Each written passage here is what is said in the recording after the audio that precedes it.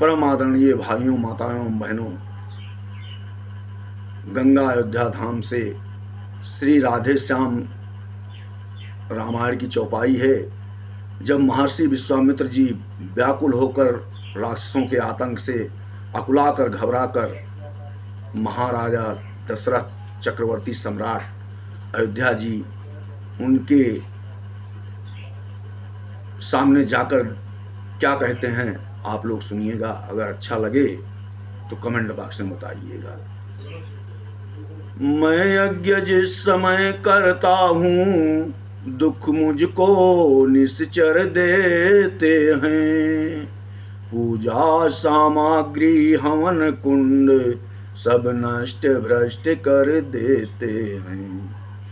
यद्यपि मैं उनसे युद्ध करूं तो यज्ञ कार्य सब खंडित है।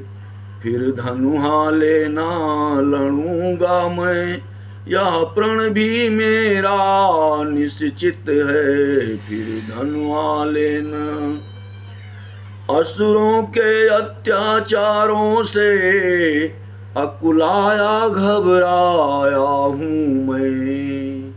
रक्षा सहायता दो चीजें तुझसे लेने आया हूँ मैं। रक्षा सहायता तुम अपने युगल कुमारों को दे सौंप मुझे कुछ दिवसों को। इसमें है तुझको पूर्ण सुयश कल्याण हर्ष उन दोनों को। तो श्री दशरथ जी महाराज कहते हैं महर्षि विश्वामित्र जी से, हे मुनिवर दोनों बालक हैं, भोले भाले नादान निरे, रण विद्या नहीं जानते हैं, लड़ने में अभी आजान निरे। लो राज ताज संपत्ति सेना, कुछ भी देना दुश्वार नहीं। कहिए तो मैं भी चला चलूं, इसमें भी कुछ इनकार नहीं। हे स्वामी सभी समर्पण हैं, जितने साधन शासन के हैं, पर प्रभु विचार के वचन कहो, सुत चारों चौथे पन के हैं।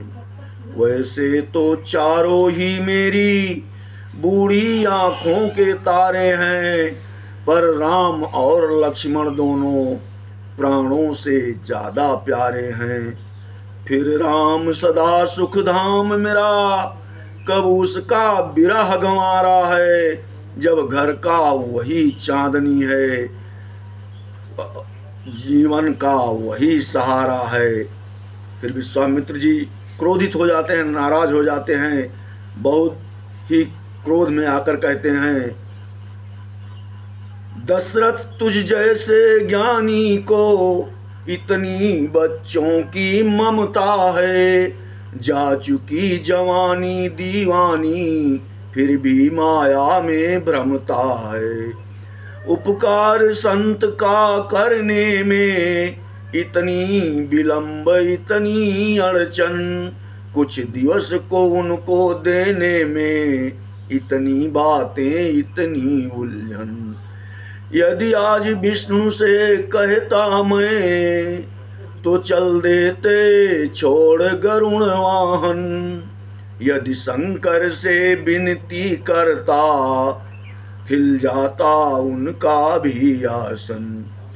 मांगी जो तुझसे यह भिक्षा, इसलिए मुझे संताप हुआ। दुख हुआ तुझे और मुझको भी, इस पुण्य कार्य में पाप हुआ।